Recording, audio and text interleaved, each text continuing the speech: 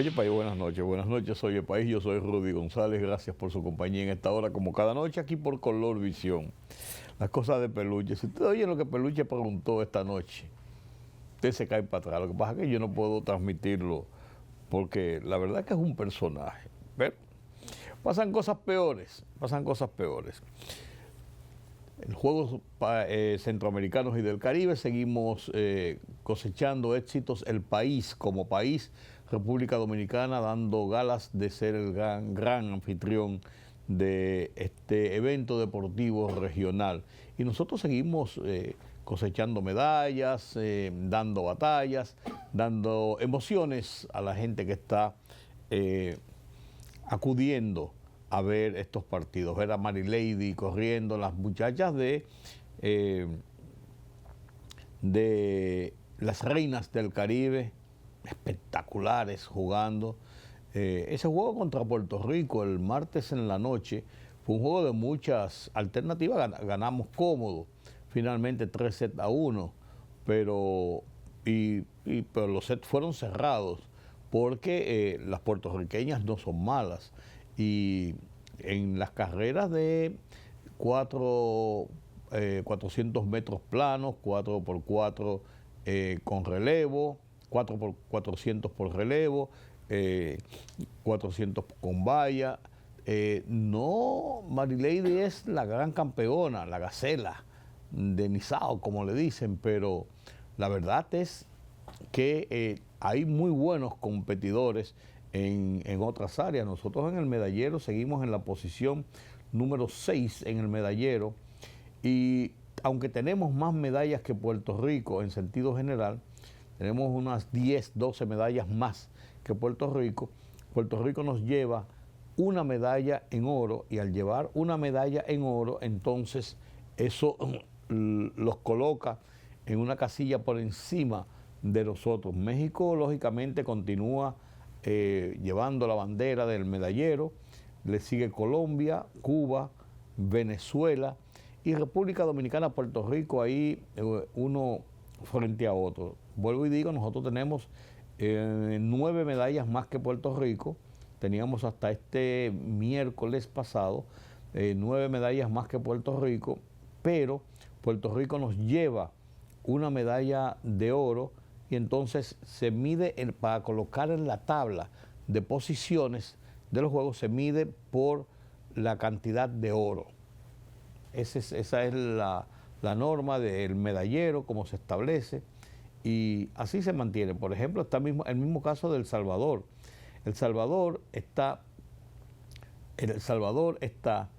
por encima de Costa Rica, aunque tiene 2 medallas menos que Costa Rica en sentido general, tiene una medalla más que una medalla de oro más que Costa Rica. Entonces eso da las diferencias, pero todo ha ido saliendo muy bien. Hay muy buena receptividad del público abarrotando los estadios, y el tema de los dominicanos que fueron descalificados en la carrera del 4x100 relevo, fueron descalificados República Dominicana y México. República Dominicana, que en la salida hubo una falta en el pase, en el inicio del palito, el pase del relevo, y después en esa misma carrera, en la parte final, hubo una obstaculización, o sea, fue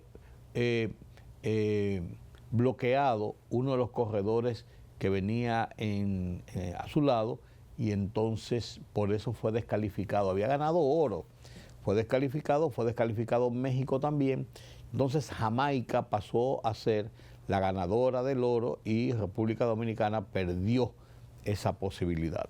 Pero en sentido general, vuelvo y digo, los juegos han sido exitosos, la gente ha acudido, ha sido un gran festival de deportes aquí en República Dominicana, como buenos anfitriones que somos, y muchas personas del exterior han venido a dar ánimo a sus delegaciones, pero también a participar en un evento internacional de esta talla que reúne 37 países, delegaciones de 37 países, señores, 6.200 atletas.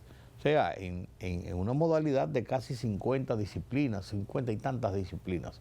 Es un evento importante y trascendente. Por eso, el cierre del evento, y es bueno informarlo, en vez de ser como fue la inauguración en el Estadio Olímpico, ese gran espectáculo que se dio en la inauguración en el Estadio Olímpico, ahora varía el escenario y además varía todo lo que es ese festival para la despedida. Va a ser en el Palacio de los Deportes, se llama ahora Arena Banreservas. Virgilio Travieso Soto, se le mantiene su nombre de siempre, la media naranja, como usted quiera llamarla, pero va a ser ahí, con un aforo, con una capacidad de unos 10.000 personas sentadas cómodas, y si se pueden abarrotar, se pueden meter más personas. Va a ser un espectáculo también, pero diferente al de la inauguración, porque aquí no van a desfilar tantos atletas, ya muchos países se comienzan a ir porque han terminado disciplinas, muchos que comenzaron incluso antes de iniciarse la inauguración de los Juegos, como se estila, ya estaban compitiendo, entonces se pueden ir retirando o se van retirando del país. El desfile de delegaciones es mucho más pequeño y el espectáculo ya es un espectáculo diferente. Aquel fue un espectáculo de luces, de mucho colorido, de fuegos artificiales.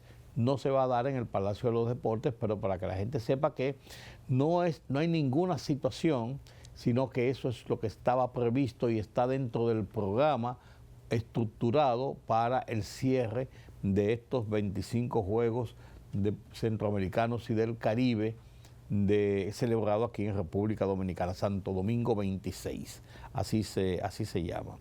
Seguimos dando pasos de avance en la recepción de turistas aquí en República Dominicana.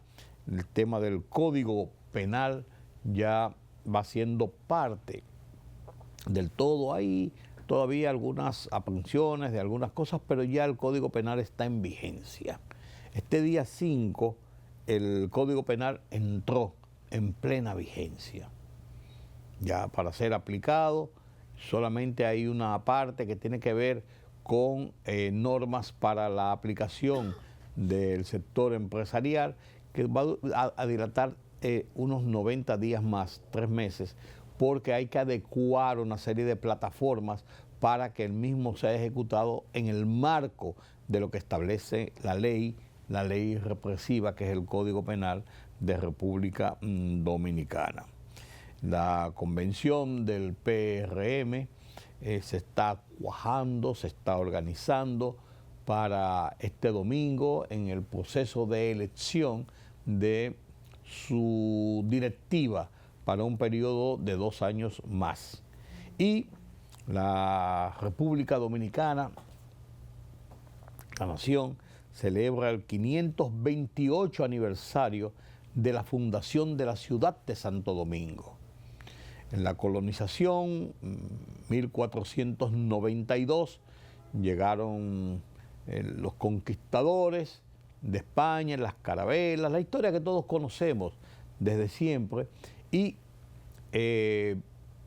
después de haber entrado por la Isabela, Puerto Plata, vino el avance hacia lo que fue después finalmente la ciudad de Santo Domingo, donde se instaló el Palacio para el Reinato, ya consolidada la conquista, el descubrimiento de América, el choque de dos culturas, tiene muchos nombres. Pero en ese entorno, Nicolás de Obando, responsable de la construcción de una ciudad colonial, o sea, se le llama colonial porque la edificación de esa época es lo que se llama en arquitectura colonial, y entonces ahí se comenzó la construcción de esa ciudad que quedó enmarcada entre el río Osama, lo que es hoy hace muchos años, la avenida Mella, lo que es la calle Palo Hincado, donde está la Puerta del Conde y donde está la Puerta de la Misericordia, y el Malecón. O sea, ese cuadrante era la ciudad de Santo Domingo, donde se fundó la ciudad de Santo Domingo, la ciudad colonial. Estaba rodeada, bordeada por una muralla en la zona de la avenida Mella, en la parte norte, y en la parte oeste, en la Palo Hincado, había también esa muralla, desde los bomberos hasta el Malecón, y desde los bomberos, lo que son, hasta la estación de bomberos, hasta lo que es Santa Bárbara, o sea, lo que es el río Sama. Entonces, esas eran las dos formas de la muralla. Entonces, del otro lado estaba el río Sama, también había una muralla en esa zona, y estaba el Malecón, donde ahí no hay muralla, porque estaba el Mar Caribe. Después se convirtió en Malecón, el Mar Caribe.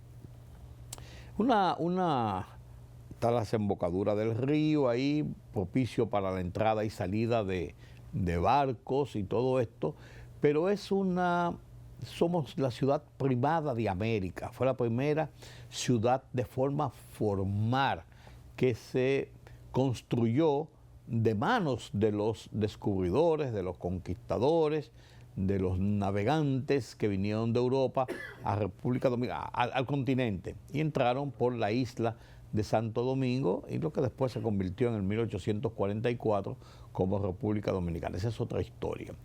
Pero la ciudad colonial, la ciudad de Santo Domingo, quedó entonces fundada. Ahí se fundó lo que es la primera catedral del Nuevo Continente, 1530 y tanto.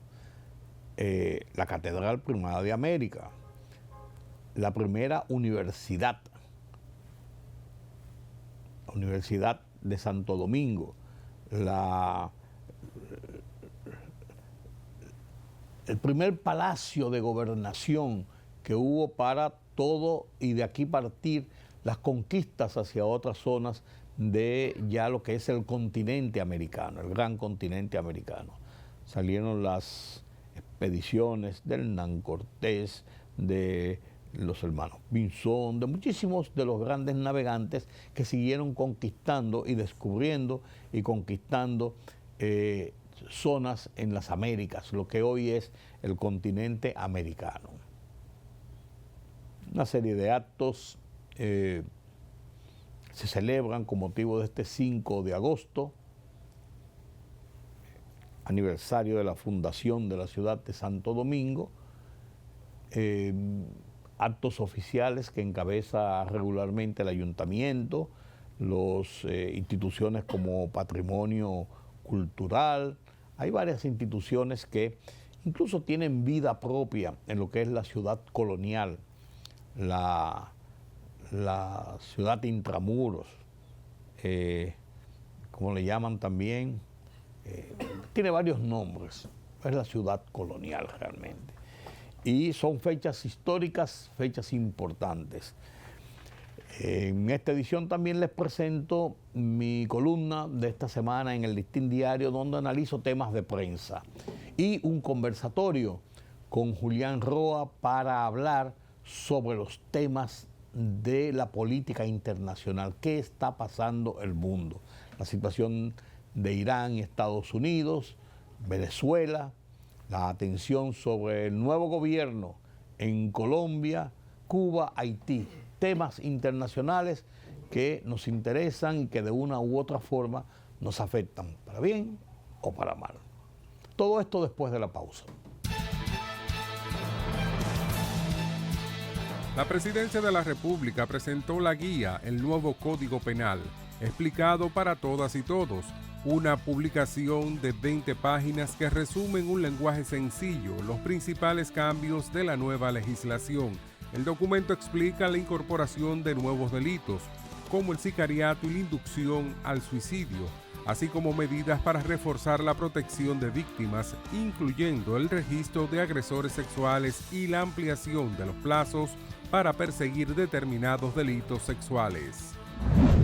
República Dominicana registró un aumento de 7.7% en la llegada de visitantes durante el primer semestre del año, superando el crecimiento económico general del país. El sector turístico recibió 7.700.118 turistas y excursionistas en los primeros 7 meses de 2026, con la meta de superar los 12 millones de visitantes al cierre del año. En julio llegaron 1.803.448 visitantes por vía aérea y marítima. La actividad turística generó importantes ingresos con miles de millones de pesos en impuestos, compras a suplidores y pagos de nómina, además de sostener cientos de miles de empleos relacionados con el sector.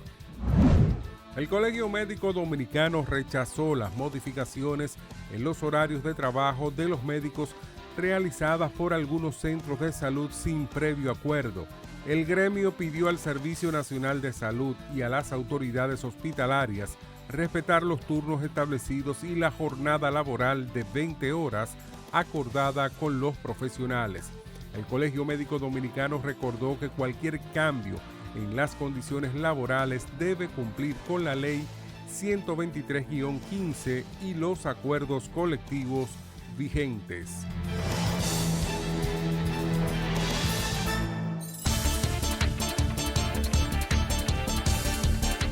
El presidente de Estados Unidos, Donald Trump, advirtió a Irán de que sufrirá un golpe muy duro si vuelve a retirarse de las negociaciones para alcanzar un acuerdo que impida que Teherán desarrolle armas nucleares.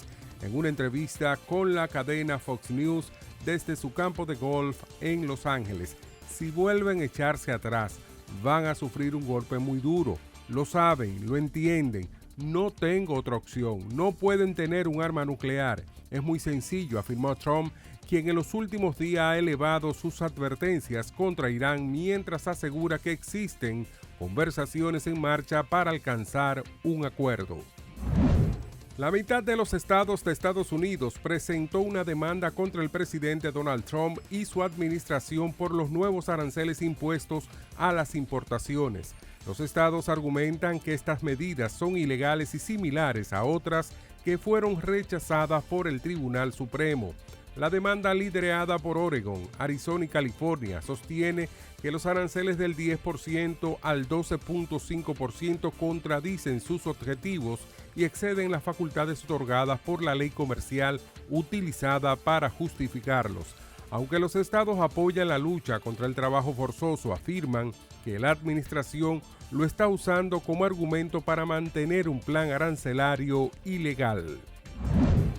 Brasil decidió disminuir su nivel de relación diplomática con Argentina y retirar temporalmente a su embajador en Buenos Aires debido a los constantes enfrentamientos verbales entre los presidentes Luis Ignacio Lula da Silva y Javier Milei. La medida también implica que la representación argentina en Brasil quedará a cargo de encargados de negocios. El gobierno brasileño señaló que los recientes comentarios de Milei contra Lula hicieron necesaria esta respuesta diplomática considerada una de las más fuertes entre ambos países en las últimas décadas.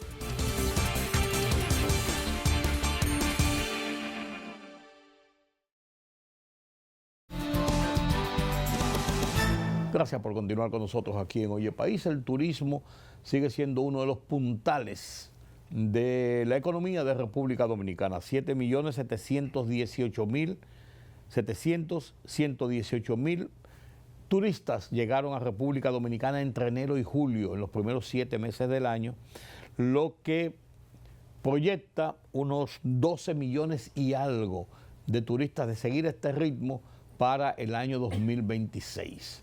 Uno de los principales aportes a la economía dominicana es precisamente el turismo.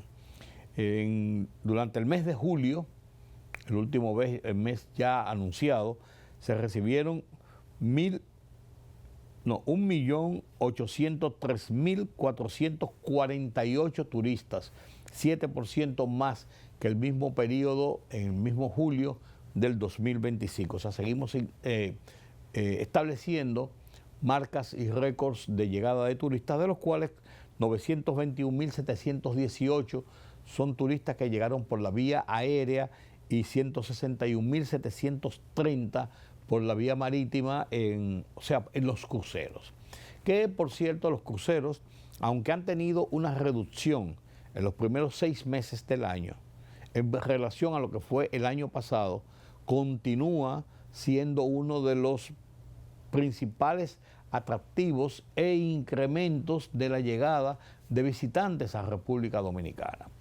Encabeza este flujo los puertos Taino Bay y Ámbar de Puerto Plata, donde hay cruceros todos los días y hay días que hay 2 y 3 cruceros juntos en estos puertos, lo que ha creado una dinámica importante, interesante en toda la zona norte de República Dominicana, en especial en la misma ciudad de Puerto Plata. Y el turismo apunta a ser también, para este año 2026, uno de los ejes principales de la recepción de divisas para República Dominicana, que se proyectan unos 50.000 millones de dólares para este año. Están las remesas, en segundo lugar, las exportaciones en primer lugar, turismo en tercer lugar, pero uno pegado del otro, y la inversión extranjera, que ya ha superado las proyecciones y se plantea una recepción de más de 5.300 millones de dólares para este 2026. O sea, entre esos 4 renglones que conforman la pata principal de la recepción de divisas en República Dominicana, descansa ese flujo trascendente de la economía de República Dominicana. El ministro de Turismo, David Collado, junto con la viceministro técnico, Jacqueline Mora, dieron este martes en su conferencia de prensa habitual, ahí lo pueden ver, dieron este martes una panorámica de la incidencia del turismo en República Dominicana. Y aquí en esto podemos ver, hay una serie de cuadros interesantes que han sido difundidos por el Ministerio de Turismo, en el que realmente uno ve la trascendencia de este renglón de la economía de República Dominicana. Por ejemplo, y aquí estoy abriendo unos cuadros que fueron presentados precisamente a propósito de esta conferencia de prensa, donde se dieron los detalles de lo que ha sido el flujo de turismo. Se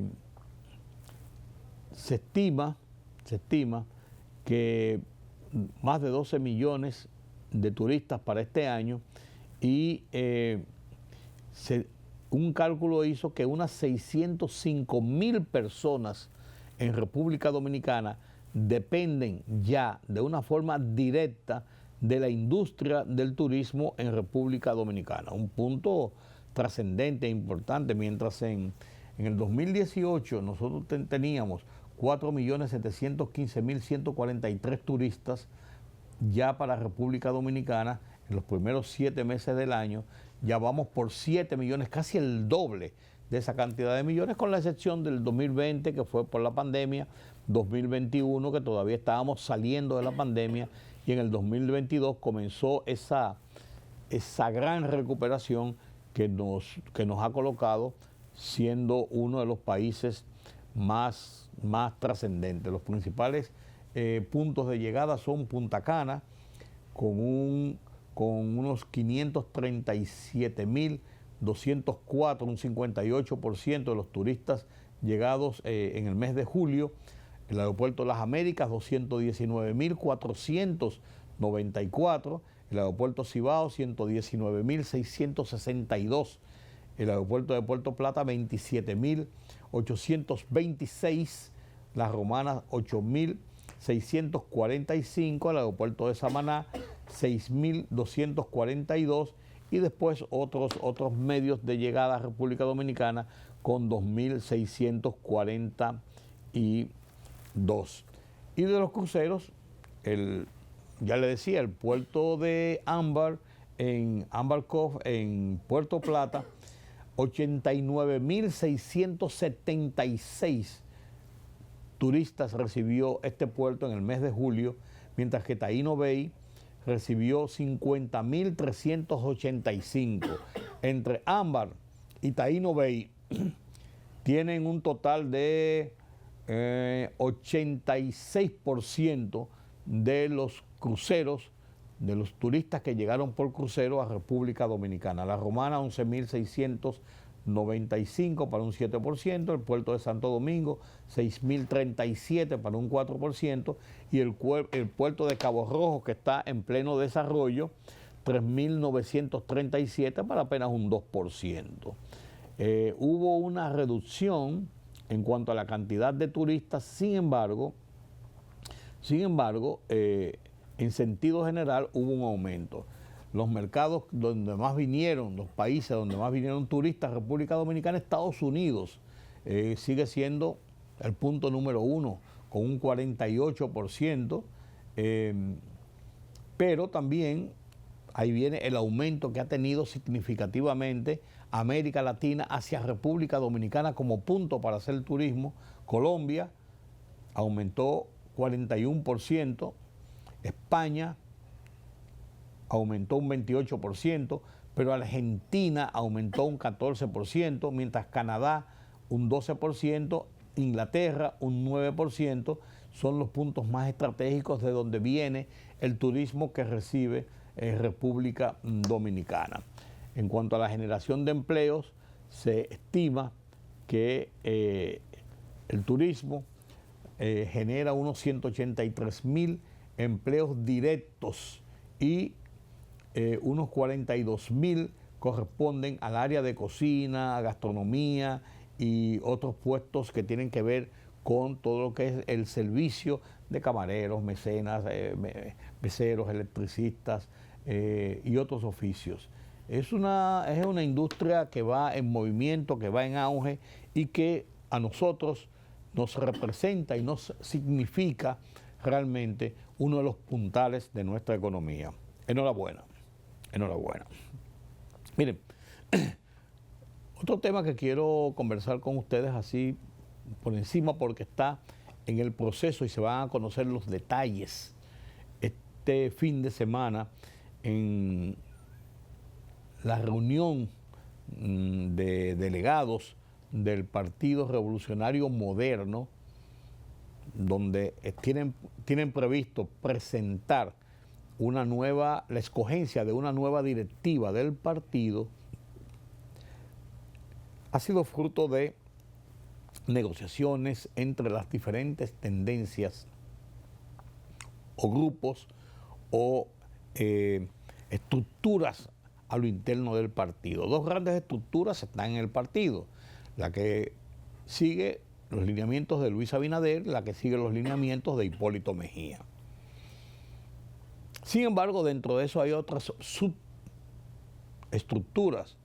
David Collado, que es un candidato presidencial, aspirante a la candidatura presidencial, Carolina Mejía, que es un aspirante a la candidatura presidencial, Yayosan Lobatón, que es un aspirante a la candidatura presidencial, Guido Gómez Mazara, que es un aspirante a la candidatura presidencial, Wellington Arnaud, que es un aspirante a la candidatura presidencial. O sea, cada uno tiene sus áreas de influencia y dentro de todo se ha hecho una negociación, según las informaciones que uno posee, para tratar de llevar una posición unificada a esa reunión de la alta dirigencia del PRM, que viene precedida de una reunión del miércoles, donde la cúpula del partido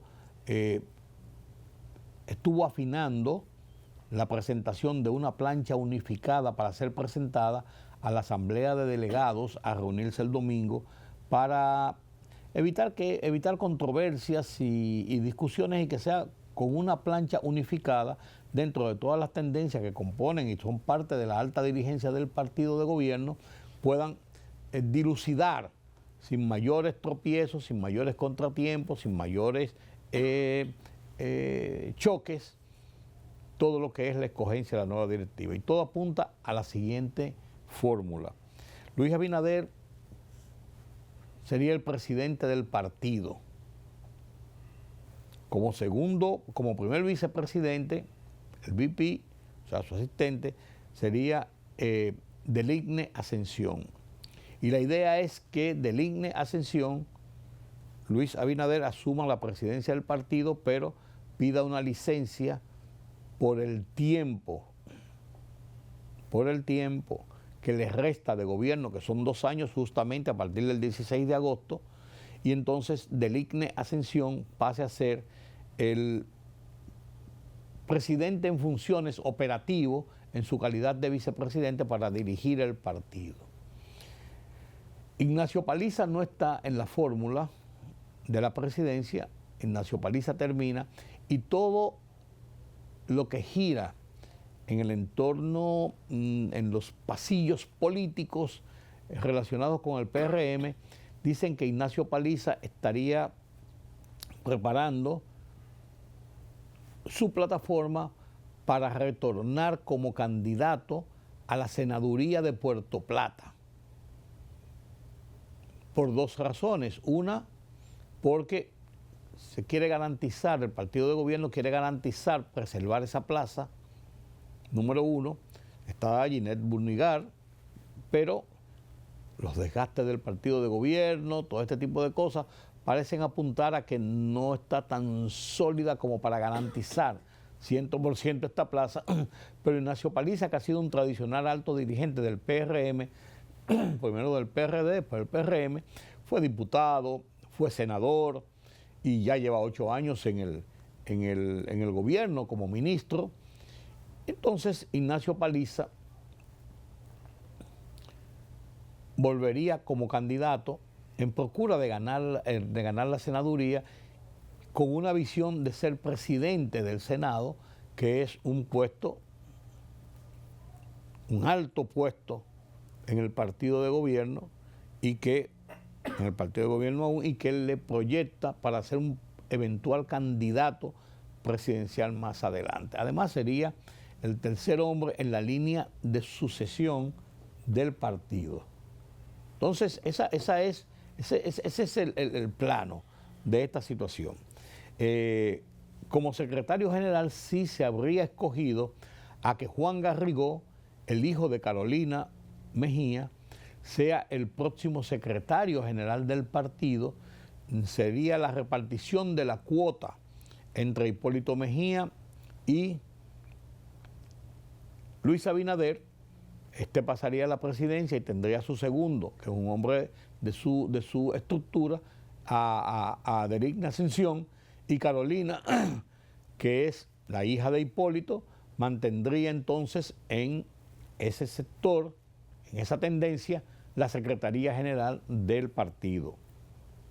Y en la Secretaría de Organización, que es el tercer puesto de importancia en la estructura del partido,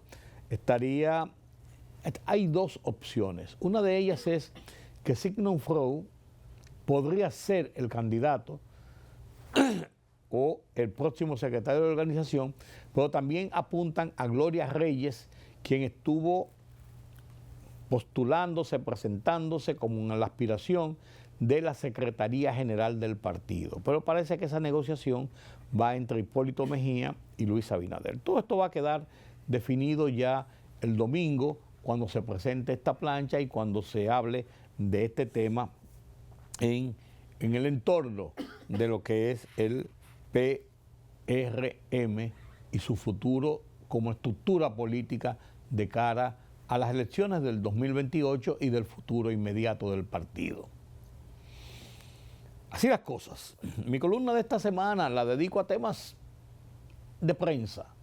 4 ejes presento: el aniversario 137 del Listín Diario, el cierre del Nacional de ahora, luego de 60 años de publicaciones, los pormenores de lo que se ha hablado en el Código Penal sobre los temas de difamación, injuria, las redes sociales y todo esto, y la salida de Bienvenido Álvarez Vega como director, consensuado por su voluntad, del periódico Hoy, y la remoción, la remodelación, la reestructuración de la alta dirigencia de ese periódico que data de 1981. Comparto con ustedes mi columna Temas de Prensa en el Listín Diario de hoy a continuación.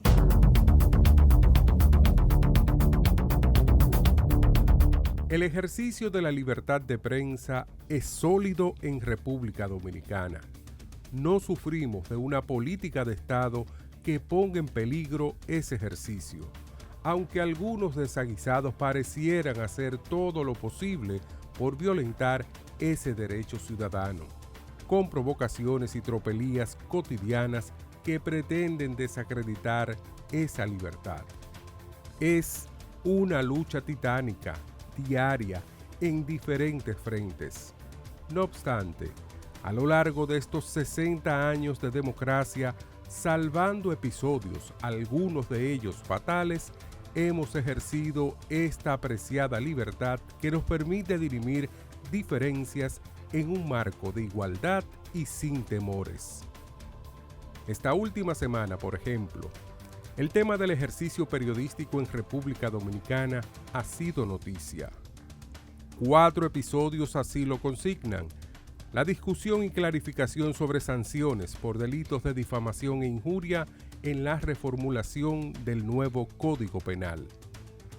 El cierre de la edición impresa del vespertino El Nacional después de 60 años de publicación. La renuncia y relevo transparente del director del diario Hoy, Bienvenido Álvarez Vega, por razones personales.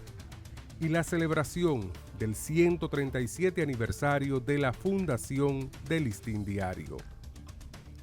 Aunque estos hechos no parecen tener una relación en sus causas, sí la tienen, en la atención que la sociedad presta a todo lo que ocurre en torno al ejercicio periodístico serio y responsable.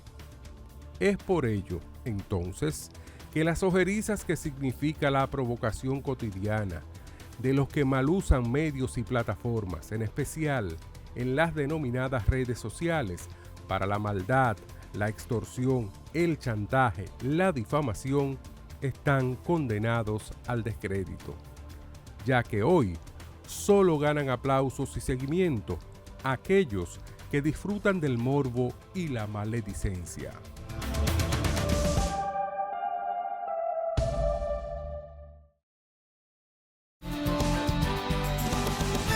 Gracias por continuar con nosotros aquí en Oye País. La verdad que peluche es peluche. Peluche es peluche. Hablamos con Julián Roa sobre la política internacional, qué está pasando en el mundo, y lógicamente el tema de Irán y Estados Unidos sigue siendo uno de los puntos principales noticiosos de la situación internacional. Tenemos el caso de lo que pasó en España con esta ola de inmigrantes, una cantidad de muertos, y esto ha provocado algunos problemitas en Europa, entre algunos países, por ejemplo, entre España e Italia directamente, y hay otros países. Esto ha puesto en relieve algunas diferencias que hay entre los gobiernos de los países Schengen. Pero, ¿qué pasa en Irán y Estados Unidos? Ya se resolvió todo. Estamos en una España boba. ¿Cuándo siguen los tiros o cuándo viene la paz? Don Julián Roa, buenas noches. Buenas noches, don Rudy. Don Julián Roa, cuénteme usted, ¿qué va a pasar finalmente en esto? Yo sé que usted no tiene una bola de cristal antes que no lo diga. Claro que no. Pero la verdad es que uno tiene que visualizar. Todo indica que la profundidad de la guerra no ha llegado a su punto de quiebre, como se dice.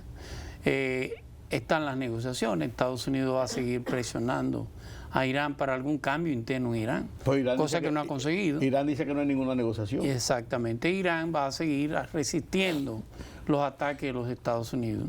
Usted hace una semana, el ministro de Defensa de los Estados Unidos, el secretario de la guerra, como se dice, le había solicitado a una comisión especial del Congreso casi $60.000 millones más para la guerra con Irán. Ya se han gastado casi 40.000. Inclusive con algo inédito, una especie de falta de abastecimiento de las ojivas que se utilizan para los ataques. Ahí vi que sí, que hay, como una escasez. Una escasez, esa es la palabra correcta. Ya usted entenderá cómo funcionan esas industrias de construcción de armas.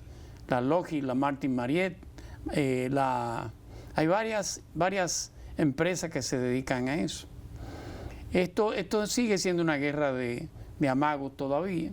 No hay un punto de quiebre, no hay un punto de inflexión. Sí hay negociaciones, se ha planteado, por lo menos lo ha planteado Estados Unidos, negociaciones con Irán y con un tercer que estaba fuera de la guerra, que es Omán, y que de una manera u otra Irán quiere incluirlo a fin de conseguir una especie de tarifa por el estrecho de Hormuz. Son los dos puntos, los dos países limítrofes al estrecho, cosa que de convertirse eso sería algo muy traumático a nivel mundial, porque va a subir los precios absolutamente claro, de todo. Claro, de los fletes y de lo que llevan los fletes. Y por supuesto enriquecería a quien Estados Unidos quiere empobrecer, que en este caso es Irán. Los países alrededor de la guerra tienen más tensión y más urgencia porque la guerra termine, que son los países del Golfo. Sí, claro. Ya su estabilidad y su paraíso turístico se le ha quebrado. No solamente la parte económica, por la falta de transportar sus productos, claro, el petróleo principalmente, sino ya por las amenazas y por las acciones en su contra. Se sigue jugando a esperar noviembre, ver cómo se deteriora o se le deteriora a los republicanos lo más posible el tema de las elecciones de noviembre, de sus posibles candidaturas. De hecho, ha habido precandidatos, llamémoslo así, del Partido Republicano, que han decidido no participar, como una manera de ver que el escenario no es el mejor, aunque el Partido Demócrata no ha sacado mayor provecho de esta situación. Claro. Pero en cuanto al proceso electoral. Totalmente. Es un tema de desgaste que no ha llegado a su punto de quiebre. Pero ¿hasta cuándo puede durar esto? Porque no, eso no lo sabemos. La posición de Trump sigue siendo una posición firme, no solamente en términos del Congreso, sino en términos de la población. La población en las encuestas que se ha hecho no apoya la guerra, pero entiende que Trump está haciendo lo que debe de hacer, por un lado. Por el otro, habría que ver hasta qué punto se mantiene esa unidad del gobierno iraní, que innegablemente mantiene una unidad, no solamente ante el agresor extranjero, sino también inclusive ante la represión que genera el propio gobierno a lo interno de su país. Si ocurre lo que tú estás diciendo, Julián, de que el pueblo norteamericano en sentido general, mayoritario, gran parte de la población, está de acuerdo con lo que está haciendo Donald Trump, ese se decía que era posiblemente el punto de quiebre de Trump para no afectar sus elecciones. No está de acuerdo con la guerra, pero entiende que lo que Donald Trump está haciendo es lo que debe de hacer. Son dos cosas, parece lo mismo, pero tiene sus matices. Claro, pero no es todo negativo para Trump. Claro que no. Y entonces, si el punto de él era quizás la advertencia del resultado electoral, y eso quizás no sea tan relevante a final de cuentas, entonces yo veo que esto va a extenderse por más tiempo, por supuesto. Claro. Va a extenderse. Afectada a China, pero China tiene un poder de resistencia enorme, inmenso. Y se prepararon para esto, porque esto viene de tiempo. Por supuesto. Eso ha hecho descrecer el nivel de crecimiento de la economía china. A los niveles que entendía que debía estar creciendo entre un 5 y un 6%, su nivel de crecimiento no superará el 3%. Sí. Y es parte de la guerra. Tiene mucho que ver con la guerra. Claro. La guerra lo restringe todo prácticamente. Claro que sí. Bueno, vamos a ver qué ocurre con esto, porque se abren más escenarios. Sí, claro. Y ese escenario de involucrar a otros países es ya mucho más peligroso. Claro. La situación se la acomoda más a Israel y a Netanyahu, por supuesto. Netanyahu debió estar, en caso de no estar gobernando Israel, estuviera en una cárcel, hay que decirlo. Pues eso va a ser más complicado. El lobismo judío en Estados Unidos ha sido una de las chispas de la mayor promotora de la incursión de Estados Unidos en Irán. Y tiene mucho que ver con el gobierno de Netanyahu. Habría que ver. eso ha disminuido la presión sobre Gaza. Me refiero a los reclamos de Gaza hacia Israel. Israel ha planteado con esta especie de comisión que ha conformado Estados Unidos y que muchos países se han sumado inclusive con financiamiento para la creación de una especie de gobierno de transición en Gaza, dentro de los cuales por supuesto no esté Hamás, y jamás el grupo Hamás se entregue de manera voluntaria sus armas. Eso algo que es sumamente complicado, claro que sí.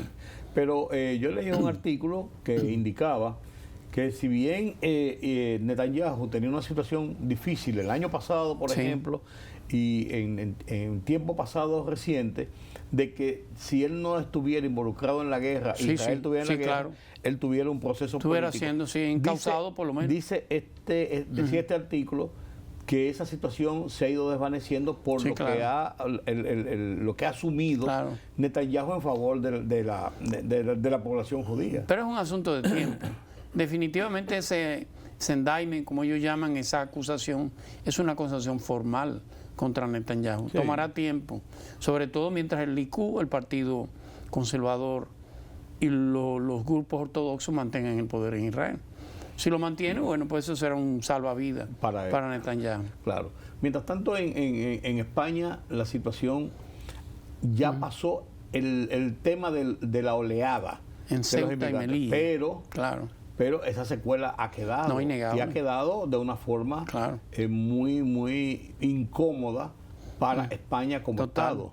Claro. Ceuta y Melilla son dos territorios, son extraterritoriales de España.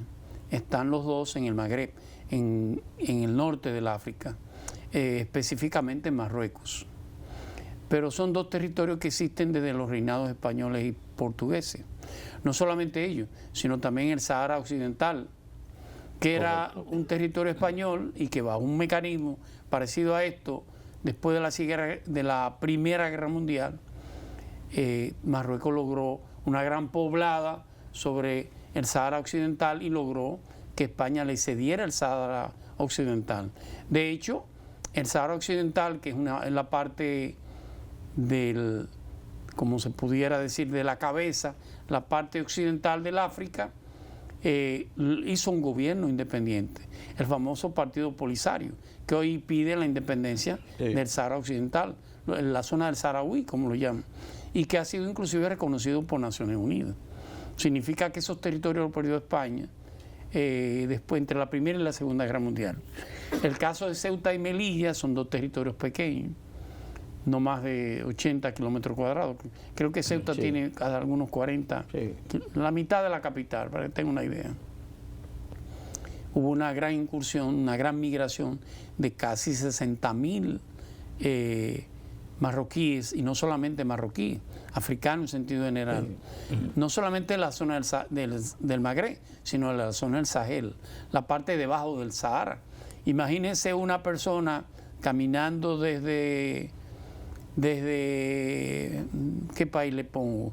Desde Ruanda, desde el centro del África, cruzando todo el desierto para llegar a Marruecos, o llegar a Chad, o llegar a Túnez, o llegar a Argelia, luego cruzar a Marruecos para ver cómo llega a la zona europea de Ceuta y Melilla. Estamos hablando de 5 y 6 años, 4 y 5 años trabajando en ese camino para llegar a su destino. Eso fue que salimos para allá y llegamos el viernes. No, llegamos en 2 años. Casi 60.000 cruzaron la frontera, sobre todo por un espigón marino, la zona de Ceuta. Ceuta no tiene 40.000 habitantes. Significa que la cantidad que cruzó era mayor que la cantidad totalmente de habitantes. Y por supuesto, eso tenía sus motivos y sus causas. Una de las causas, por supuesto, es la política migratoria del presidente Pedro Sánchez.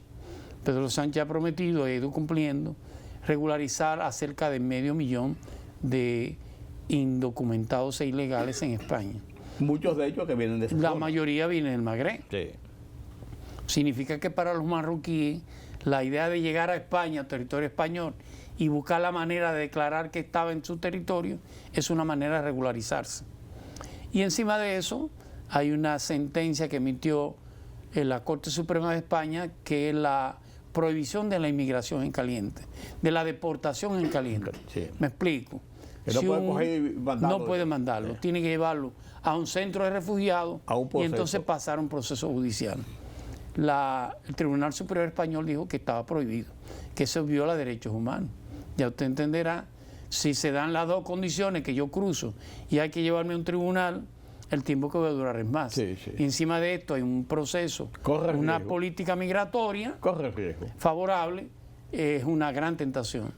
Se ha dicho que parte de los ministros del rey marroquí tuvieron que ver con el éxodo, hay todo eso.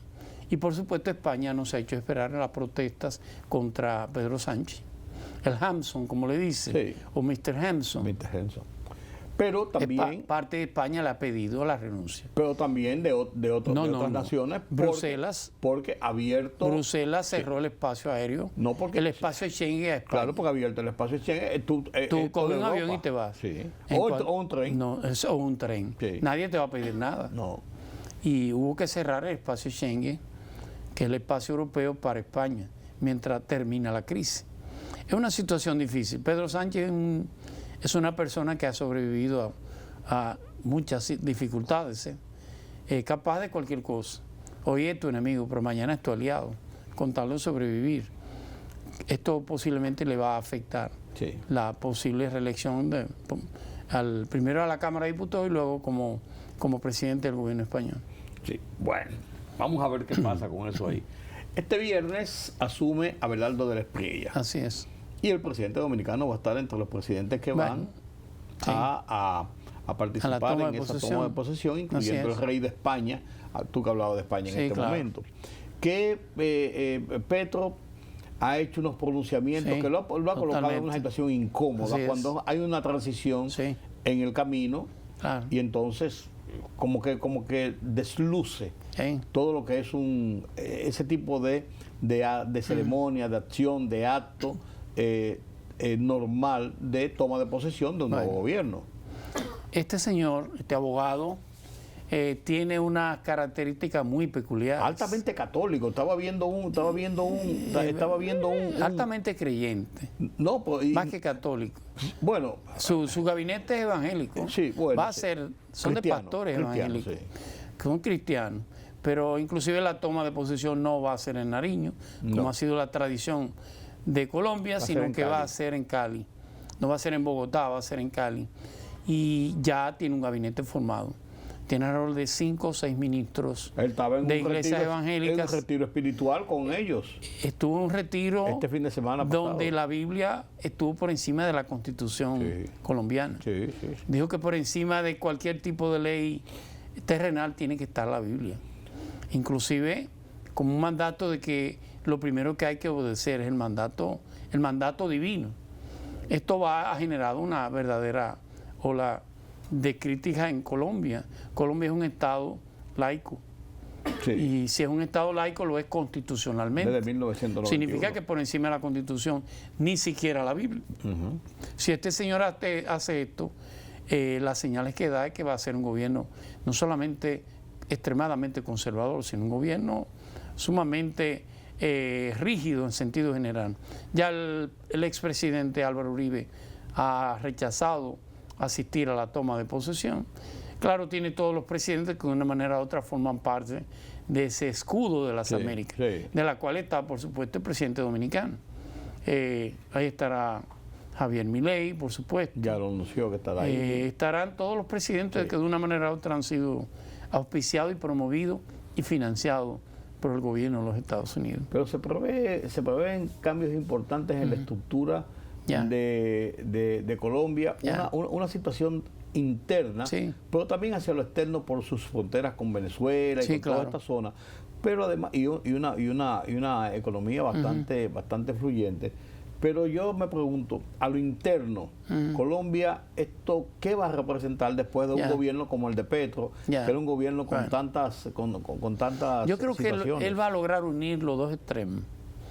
Va a haber, ya lo hubo hecho en el Congreso colombiano, en el Senado, hubo una unión del petrismo con el uribismo. Eso es inconcebible. Para ganar el presidente de la Cámara del Senado de Colombia hubo que unirse los senadores de Petro, de Gustavo Petro, con los senadores de Álvaro Uribe. Claro. Lo cual indica que lo que ellos entienden, que lo podía separar, el peligro de lo que viene, necesita que en algunos puntos se unan.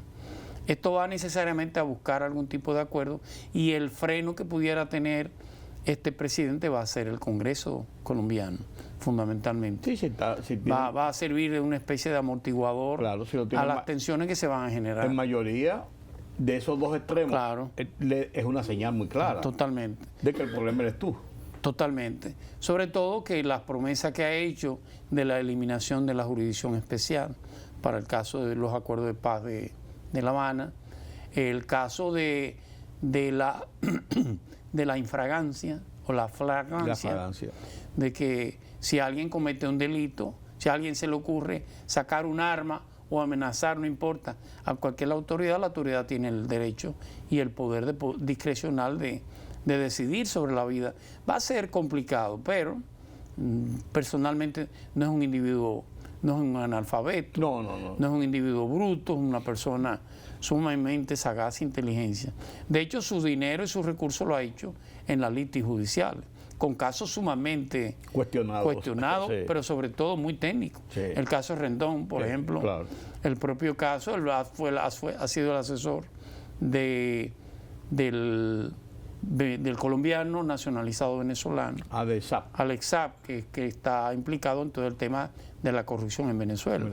Es muy difícil que la corrupción de su cliente solamente se haya quedado en su cliente. Así es. Es complicado. Sí. Yo tengo la esperanza que sea una especie de Gabriel Boric. Claro, dos extremos. Gabriel Boric fue el presidente chileno liberal. Sí. Todo lo que dijo se quedó en el tintero. En el tintero, al contrario, giró. Creo que va a tener una especie de bozal en el Congreso por parte tanto de Álvaro Uribe como de Gustavo Petro. Bueno, y ahora que estamos tan cerca ahí, las conversaciones en Venezuela comenzaron. Sí, claro. Entre oposición y gobierno, sí, partido de gobierno. Claro. ¿Hacia dónde lleva esto? ¿Está Delcy ganando más tiempo? Sí, claro. ¿Está afianzando su posición? Totalmente. Y la oposición no termina en definirse. Bueno, quien está definiendo la oposición son los Estados Unidos. Claro. Los representantes de esta mesa de conciliación, que es como se llama, tiene dos representantes. Uno por el oficialismo, que en este caso es Jorge Rodríguez, presidente de la Asamblea Nacional. Hermano de Delcy. Hermano de Delcy Rodríguez. Y la otra persona se llama Dinora Figuera. Dinora Figuera es una dirigente opositora en Venezuela, de Venezuela Posible. ¿Esa no fue una de las que estaba inicialmente propuesta como candidata? No. Fue presidenta de la Asamblea en el 2015. Okay. Es muy cercana a Leopoldo López y es muy cercana, en cierto modo, a Enrique Capriles. Es una activista comunitaria, una abogada de 60 y pico de años, pero es más conciliadora que quien ha sido la gran confrontadora, sí, como lo es Corina Machado. Con Corina Machado no hay punto de conciliación. No significa que ella está fuera del esquema. No significa que no pudiera ser candidata, pero claro, ahora, y por supuesto la hoja de ruta que va, la misión de esta mesa de conciliación es crear una hoja de ruta para que se cree la Comisión Nacional Electoral y el Tribunal Superior Electoral. Y la hoja de ruta, por supuesto, de las posibles elecciones democráticas en Venezuela. Bueno, ¿Qué tiempo toma eso? Podrá tomar un año, pero 2 años. Es un paso de inicio. Innegablemente. Claro, y que hay que hacerlo, que hay que agotarlo. Esta señora que estuvo en Washington se ve que tiene el aval de la oposición, la mayoritaria de Venezuela. Claro. Pero es el paso que hay que agotar. Sí, inicialmente. Claro. No puede venir de buenas a primeras y esto es lo que hay. Los elogios a Delcy Rodríguez de Trump son cada día más. Claro. Significa que ya ha estado haciendo el trabajo. Sí. Y parece, pues son informaciones extraoficiales, cuenta con el apoyo de Nicolás Maduro. Me refiero a Delcy Rodríguez. Es como una manera de suavizar las cosas. Sí. O posiblemente que las acusaciones sean no tan lesivas. Ya por lo menos la acusación del cartel de los soles fue eliminada. Claro. Todo va a depender de la negociación. Claro. Recuerda que Estados Unidos acaba de deportar y ya llegó a territorio hondureño a Orlando, a Orlando Hernández. Sí. porque está enfrentando un proceso allá. Sí, pero ya es otra cosa. Eso sí. Ya no es lo mismo que estar en prisión en los Estados Unidos. Y no por narcotráfico y es por corrupción. Así es. Y lo que hay que ver ahora es hacia dónde esa otra parte de la cúpula dirigencial venezolana realmente reaccione con estas negociaciones y con la propia Delcy. Si esto y eso le da respuesta a un interrogante que hemos tenido siempre. ¿Por qué no fue acusado, encausado y extraditado Padrino López? Bueno, porque Padrino López es el que va a jugar la pieza, perdón, Padrino López no. Diosdado Cabello. No, Diosdado Cabello. Es la pieza que va a jugar de amortiguador entre los colectivos o los grupos comunitarios y obreros en Venezuela y esta mesa.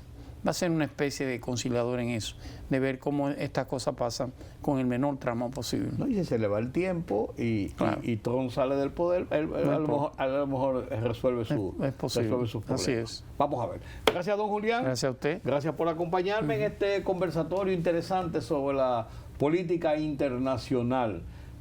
Tenemos mañana nueva vez otros comentarios y nuevas opiniones y nuevas informaciones sobre lo que pasa en el país y en el resto del mundo aquí en Oye País. Por mi parte es todo. Feliz resto de la noche.